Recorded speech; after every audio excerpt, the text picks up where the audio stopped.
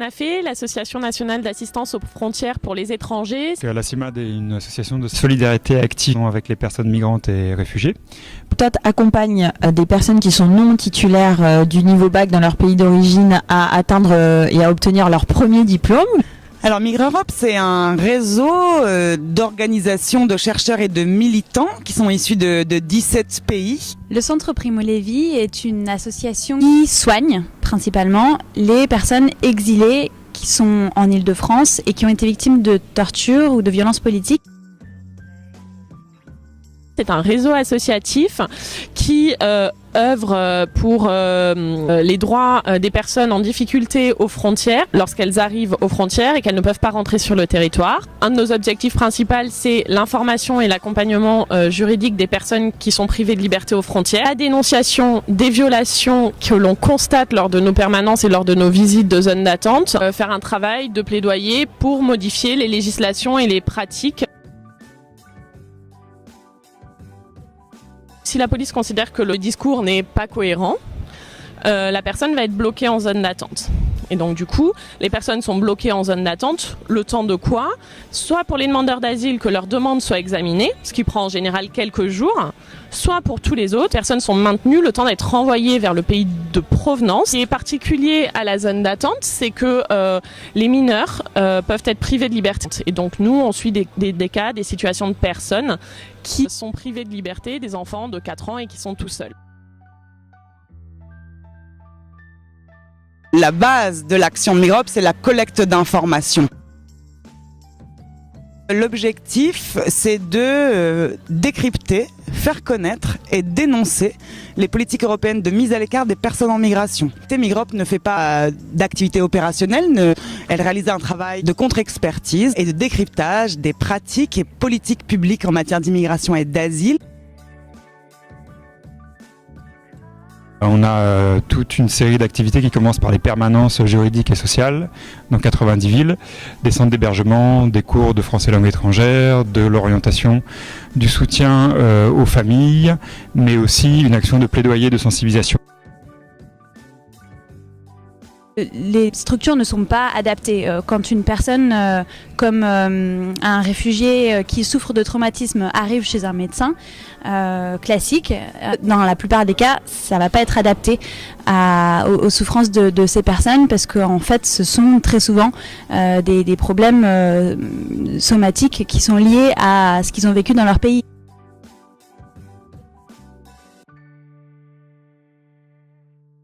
On a un centre de soins avec des médecins, des psychologues, un kinésithérapeute, des assistants sociaux et une juriste qui, ensemble, accueillent et soignent ces personnes. Sur la durée, ils restent en moyenne 2 ans, 3 ans, parfois plus. On les soigne, on les accueille, on les écoute, on les aide aussi sur le plan social et juridique. En plus de cette action de soins, on forme les professionnels qui sont partout en France auprès des personnes exilées et qui ne savent pas forcément comment réagir face à des personnes traumatisées.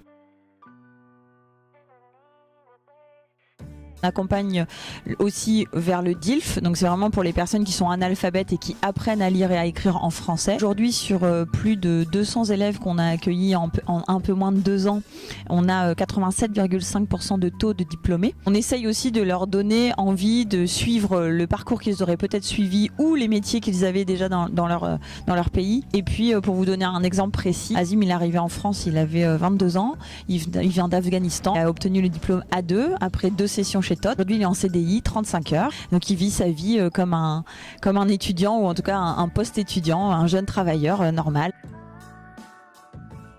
On a besoin de ce bénévolat pour faire tenir l'école.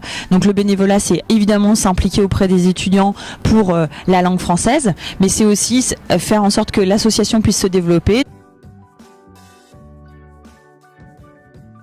Pour aider l'ANAFE, donc vous pouvez devenir bénévole.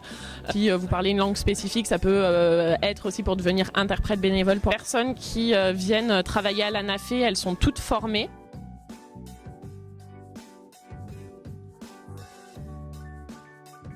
d'actions. Ça peut commencer par un partage sur sa page Facebook, ça peut être signer une pétition, ça peut être participer à des événements, soutenir financièrement si on le souhaite, mais aussi s'engager comme bénévole. Dans nos permanences juridiques et sociales, on a un besoin de tous les jours de personnes qui se forment sur le droit des étrangers, qui peuvent apporter un conseil, qui peuvent apporter un accompagnement, qui peuvent démêler les dossiers administratifs qui sont très complets.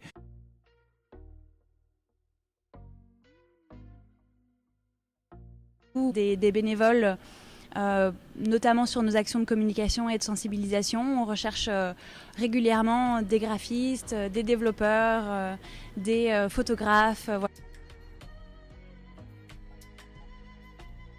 C'était une expérience extraordinaire. Un événement comme We Dream, c'est important pour nos associations parce que ça permet une prise de conscience sur des sujets qui sont au cœur des débats de société. Grâce à ce projet, nous allons pouvoir faire partir bien plus de jeunes sur le terrain pour nous ramener de l'information directe. Une très belle rencontre et une très belle mobilisation d'un milieu, le milieu de l'art contemporain, qui n'était pas forcément le premier à s'être mobilisé sur la question des réfugiés et des migrants. Concrètement, au Centre Primo Levi, on va pouvoir accueillir plus de patients. Avant le projet We Dream, nous étions 2 personnes et demie. Donc ce projet nous a permis de passer 3 personnes à plein temps directement. Qui a permis de récolter des fonds qui vont être extrêmement utiles dans les 3 prochaines années pour assurer la pérennité de nos actions, notamment de sensibilisation, mais aussi d'accompagnement spécifique pour les femmes migrantes victimes de violences. Et le combat continue. Le projet n'est qu'un début, nous l'espérons. Nous espérons surtout qu'il va créer une sorte d'élan, qu'il va permettre de créer de nouveaux ponts, de nouvelles passerelles. Finalement, une opération gagnant-gagnant pour tout le monde. Pour ceux qui l'ont monté par rapport à des associations, je crois qu'ils ont été à la hauteur de la mobilisation, des acheteurs, un public, et puis tout un tas de bénévoles qui voient aujourd'hui des moyens financiers pour renforcer leurs activités, alors même qu'il y a une croissance très forte de la demande du fait de la présence de nombreux réfugiés dans la rue.